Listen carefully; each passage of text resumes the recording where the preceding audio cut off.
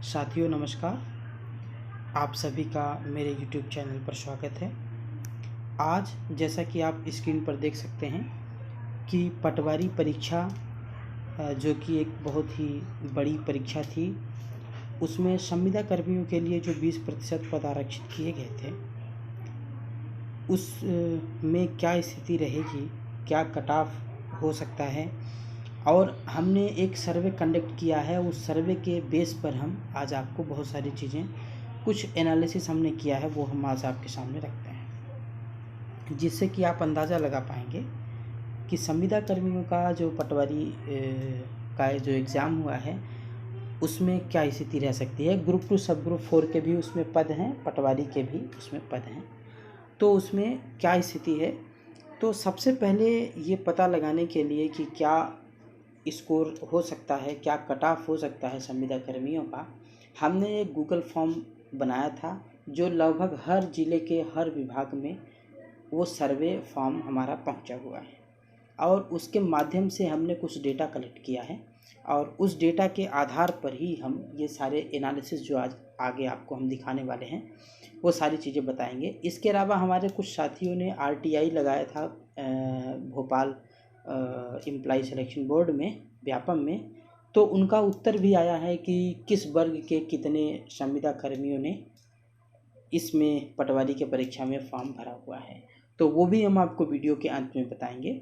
और हमारा जो सर्वे है, यदि आपके पास तक वो नहीं पहुंचा है गूगल फॉर्म, तो लास्ट में हम बताएंगे कि किस तरह से आप भी उसमें अपने अंक फीड कर सकते हैं, और अंक फीड करने के बाद अपने कैटेगरी में और आप जनरल कैटेगरी में आप अपना रैंक देख सकते हैं कि क्या रैंक आ रही है।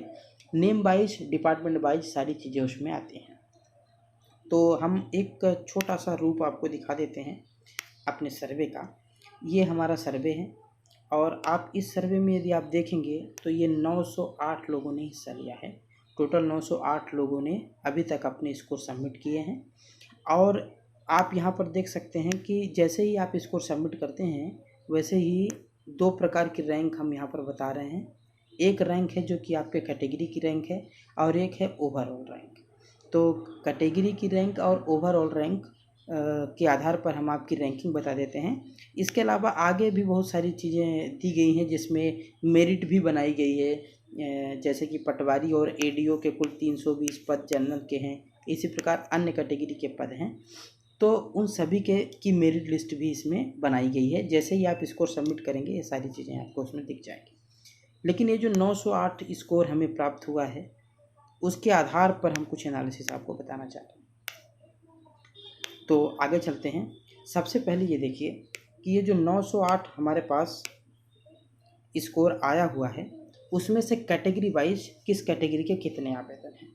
तो SC के 162, ST के 104, OBC के सबसे ज़्यादा हैं 347, जनरल के 187 और EWS के 108।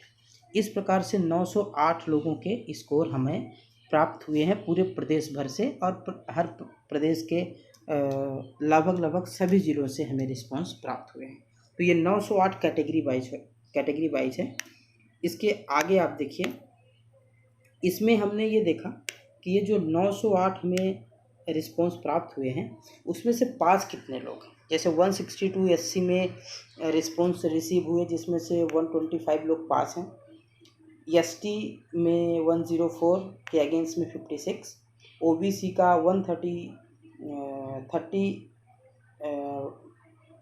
347 के अगेंस्ट में 287 पास हैं, जो कि OBC की संख्या आप जानते ही है कि काफ़ी ज़्यादा रहती है आवेदन फॉर्म भरने में भी, और जनरल कैटेगरी में भी वो काफ़ी ज़्यादा स्कोर करते हैं, आते हैं, और OBC में तो खैर हैं ही।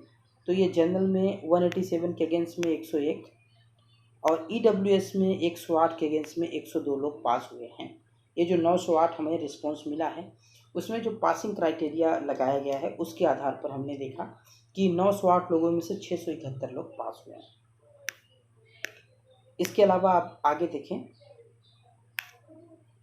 कि हमने एक स्कोर वाइज स्कोर का रेंज डिफाइन करके एक रिपोर्ट बनाया है। जैसे कि आप देख सकते हैं कि 187 लोगों ने जनरल में आवेदन किया है, उसमें से 22 लोग ऐसे हैं जिनका स्कोर 80 से कम है और 13 लोग ऐसे हैं जिनका स्कोर 130 से अबव है, 130 नंबर से अधिक है। 80 से 100 के बीच में आप देखेंगे तो 70 लोग हैं, 121 से 130 के बीच में आप देखेंगे तो 10 लोग हैं और 116 से 120 के बीच में आप देखेंगे तो 12 लोग हैं और 101 से 115 के बीच में जो स्कोर है वो 60 लोगों का है। तो स्कोर जो है जैसे जैसे मार्क्स बढ़ रहे हैं, मार्क्स कम होते हैं, वैसे वैसे जो नंबर ऑफ कैंडिडेट्स हैं उनकी संख्या ज़्यादा आती जाती है। इसी प्रकार आप ओबीसी में यदि देखें तो 60 लोग ऐसे हैं 347 में से जो कि बिलो 80 हैं, यानी लगभग ये फेल हो चुके हैं और 9 लोग ऐसे हैं जो कि 130 अबव 130 हैं और 80 to 100 में यदि आप देखेंगे तो 149 है।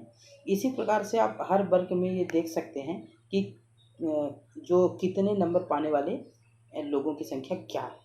तो यहाँ पर हम ये देख रहे हैं कि ज़्यादातर जो संख्या आ रही है वो आ रही है 80 से 100 के बीच में। और जब आपने एग्ज़ाम दिया होगा तो एग्ज़ाम हॉल का भी यही हाल था कि 80 नंबर से लेकर के 100 नंबर के बीच में ही बहुत सारे लोगों के स्कोर आते थे। ज़्यादातर तो 80 से कम भी स्कोर देखने को मिले हैं, बट 80 से 100 के बीच में ज़्यादा संख्या है। तो हमारा जो सर्वे है 908 लोगों का, उसमें भी यही दिख रहा है कि 394 लोग ऐसे आ रहे हैं जिनके स्कोर 80 से 100 के मध्य हैं और 130 की यदि संख्या देखेंगे तो 130 की संख्या भी बहुत ज़्यादा नहीं है, 130 से ऊपर वालों की संख्या ज़्यादा नहीं है और 121 से लेकर के और 130 के बीच में भी यदि आप संख्या देखेंगे तो 50 है और यदि 130 से ऊपर यानी 131 से लेकर के ऊपर तो देखेंगे तो ये 27 है। तो ये भी संख्या बहुत ज़्यादा नहीं है और 120 से ऊपर बहुत कम लोगों के स्कोर हैं, जिस तरह से सर्वे में भी दिख रहा है और 130 से ऊपर तो बहुत ही कम संविदा कर्मियों के स्कोर दिख रहे हैं और 101 से लेकर के 115 के बीच में यदि आप देखेंगे तो 225 लोग के स्कोर दिख रहे हैं। तो इससे आप एक अंदाज़ा आप ये लगा सकते हैं कि स्कोरिंग क्या हो सकती है। तो आगे हम देखते हैं और यहाँ पर हमने ओवरऑल जो 908 आवेदन प्राप्त हुए हैं, ओवरऑल का देखा है कि 32 लोग ऐसे हैं जिनके स्कोर या तो 130 हैं या 130 से अधिक हैं। उसी प्रकार 120 से 130 के बीच में आप देखेंगे तो टोटल 58 लोग हैं सभी वर्गों के। 115 से 120 के मध्य देखेंगे तो 39 हैं और 100 से लेकर के 115 के बीच में देखेंगे तो 239 हैं और बिलो 100 देखेंगे लेकिन पास हैं, यानी जनरल कैटेगरी वालों के लिए 100 अंक और रिजर्व कैटेगरी वालों के लिए 80 अंक, उनको यदि मिलाया जाए तो 303 लोग ऐसे हैं जो कि बिलो 100 हैं लेकिन वो अपने अपने वर्ग में पास हैं, जो क्वालिफाइंग मार्क्स हैं वो ला चुके हैं। और फेल में 237 स्टूडेंट हैं, 237 कैंडिडेट्स हैं जो कि हमें रिपोर्ट किया है, जिनके अंक जो हैं उनके कैटेगरी के जो क्वालिफाइंग मार्क्स हैं उससे कम हैं। तो 908 लोगों का इस प्रकार का हमारा ये आंकड़ा रहा। इसमें एक जो सर्वे में बात पता चली है वो ये है कि बहुत सारे ऐसे लोग हैं जो कि संविदा कर्मी नहीं हैं, किंतु उसके बावजूद भी उन्होंने फॉर्म भरते समय संविदा का जो विकल्प है, संविदा का जो आरक्षण लेने के लिए विकल्प है, उसमें यस फिट कर दिया है। तो ऐसी संख्या भी जो है ज़्यादा दिखाई दे रही है। हमारे सर्वे में भी कुछ लोगों ने इस तरह की रिपोर्टिंग की थी। बाद में जब हमने कॉलिंग करके वेरिफिकेशन किया तो पता चला कि वो लोग जो है फ्रेशर्स हैं, लेकिन उन्होंने गलती से यहाँ पर भी स्कोर सबमिट कर दिया और फॉर्म भरते समय भी संविदा को सेलेक्ट कर लिया था। तो ऐसे कुछ लोगों की संख्या है। तो संविदा कर्मियों के लिए जो सबसे बड़ा चैलेंज है वो चैलेंज यही है कि जो गैर संविदा कर्मी हैं उन लोगों ने भी संविदा के आरक्षण के लिए आवेदन किया हुआ है। इसलिए ऐसा संभव है कि चूँकि जो फ्रेशर्स हैं थोड़ी बहुत तैयारी ज़्यादातर करते रहते हैं, इसलिए उनका स्कोर 115, 120 या इससे ऊपर के भी होंगे जिन्होंने कि संविदा वर्ग में आवेदन कर दिया। इसकी वजह से कट ऑफ में थोड़ा बेटिंग भी आ सकती है या थोड़ा कट ऑफ हाई हो सकता है, किंतु वेरिफिकेशन के बाद जब छंटनी होगी तो निश्चित रूप से जो हमारा कट ऑफ है वो संविदा कर्मियों के हिसाब से ही सेट हो पाएगा, क्योंकि 908 लोगों का जो सर्वे हमें दिख रहा है उसका सारा एनालिसिस हमने आपको बता दिया किस तरह से है। इसके अतिरिक्त आपको वीडियो के डिस्क्रिप्शन में हम एक लिंक दे रहे हैं जिसके माध्यम से आप अपना स्कोर सबमिट कर सकते हैं, और 2 लिंक दी गई है, एक के माध्यम से आप अपना स्कोर सबमिट कर सकते हैं और दूसरे के माध्यम से आप स्कोर सबमिट करने के बाद आप अपना स्कोर चेक कर सकते हैं, अपनी रैंकिंग चेक कर सकते हैं। वहाँ पर आप देखेंगे कि लगभग 900 लोगों के नाम दिख जाएंगे, किस ज़िले से हैं, किस डिपार्टमेंट से हैं, उनका कितना स्कोर है और आपकी रैंकिंग कहाँ पर आ रही है, आपके वर्ग में और जनरल वर्ग में। तो आप ये दोनों चीज़ें भी चेक कर सकते हैं। वीडियो के डिस्क्रिप्शन में हम उसका लिंक भी लगा रहे हैं, तो आप वहां जा करके देख लीजिएगा। और यदि आपने इसको सबमिट नहीं किया है तो सबमिट करिए, आपके जो दूसरे साथी संविदा साथी हों उनके पास भी वो गूगल फॉर्म पहुंचाइए और वो भी स्कोर सबमिट करें, जिससे कि हमारा जो डेटा है वो उससे और एक्यूरेसी आ पाए। तो ये सारी चीज़ें आपने देख लिया।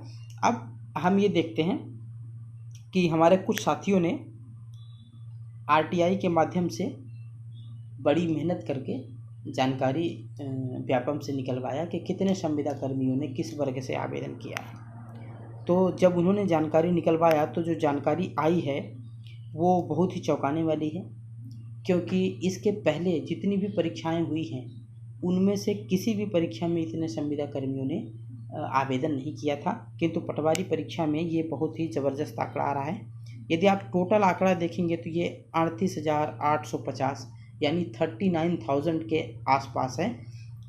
इतना बड़ा आंकड़ा इसमें आ रहा है, तो ऐसी संभावना लग रही है कि इसमें कुछ गैर संविदा कर्मी भी हो सकते हैं, क्योंकि गैर संविदा कर्मी ने या तो त्रुटिवश भरा होगा या तो उनके कोई जान परिचित वाले सरकारी विभागों में होंगे, तो साजिशवश भी ये जो है संविदा का आरक्षण लेने के लिए आवेदन किया होगा। तो इसके लिए तो सभी संविदा कर्मियों को बहुत सतर्क रहना पड़ेगा। जब भी आपका रिजल्ट जारी होता है, आप वेटिंग में आते हैं, जिस भी ज़िले में कम वेटिंग है आप वहाँ पर RTI लगवा करके जो संविदा कर्मियों के दस्तावेजों का सत्यापन हो रहा है, जो चयनित हो रहे हैं, यदि वेटिंग क्लियर नहीं हो रही है तो आप उनसे प्रमाण पत्र ले करके उसकी छानबीन कराना जिम्मेदारी रहेगी सभी संविदा कर्मियों की। तभी जा करके इसमें जो वास्तव में जो संविदा कर्मी हैं वो हिस्सा अपना ले पाएंगे। तो ये जो डेटा आपके पास दिख रहा है, आप ये देख सकते हैं, ये व्यापम द्वारा RTI के माध्यम से दी गई जानकारी के अनुसार है।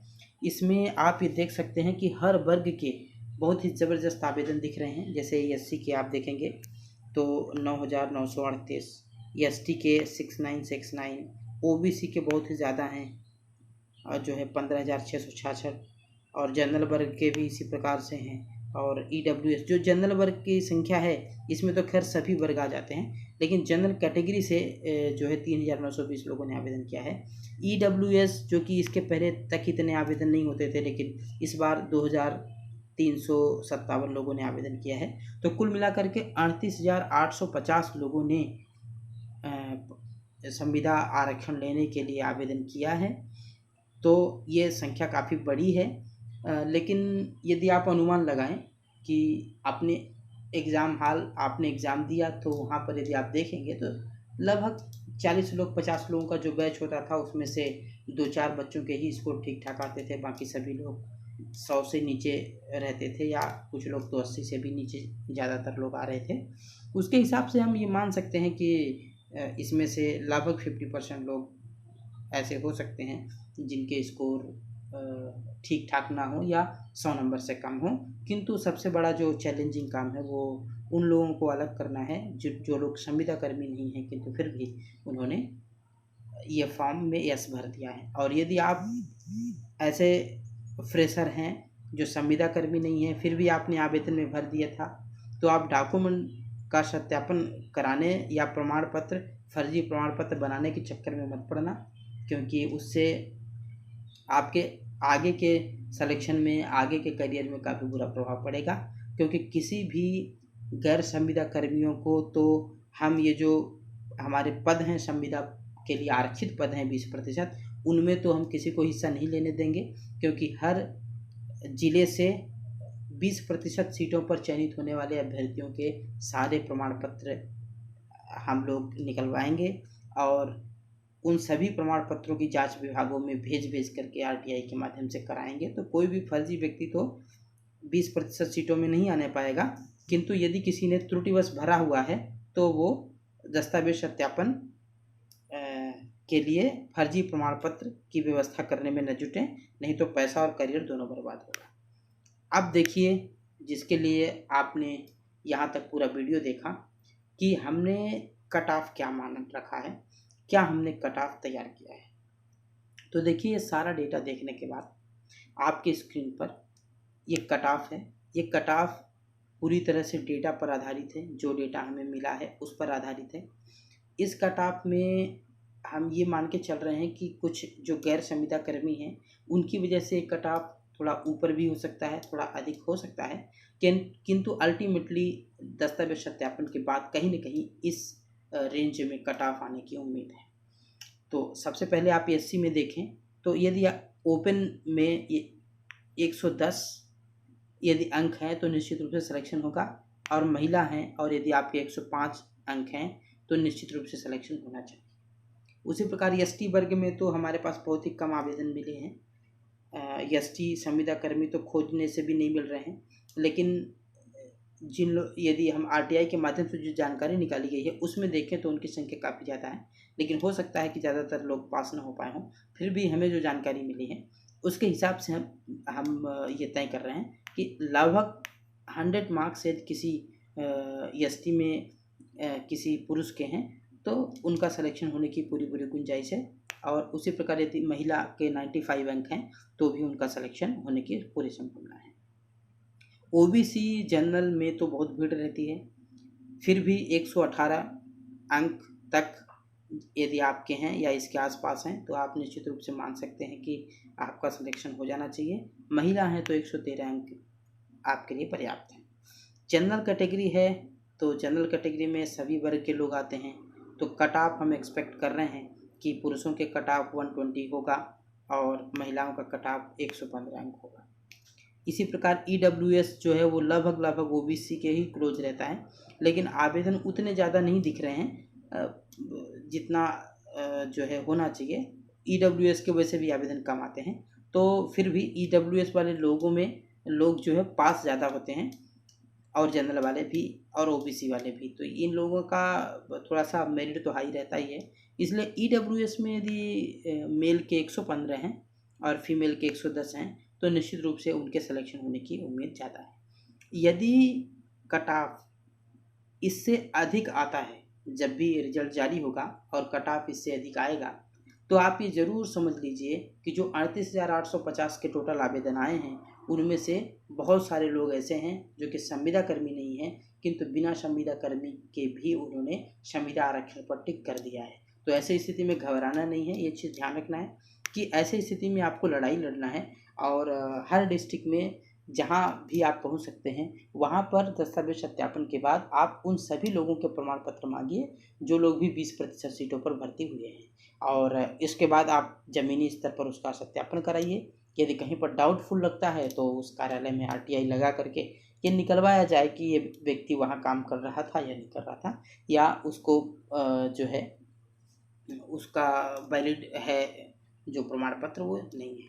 तो इस प्रकार से आप ये संविदा कर्मचारियों के लिए बहुत बड़ा अवसर है। 20% पद कम नहीं है, और कुल मिलाकर के जो भी हमारे कर्मचारियों को हम सभी को 20% की सीट आरक्षित की गई है उसमें केवल और केवल संविदा कर्मियों का ही सिलेक्शन होना चाहिए, गैर संविदा कर्मियों का सिलेक्शन नहीं होना चाहिए।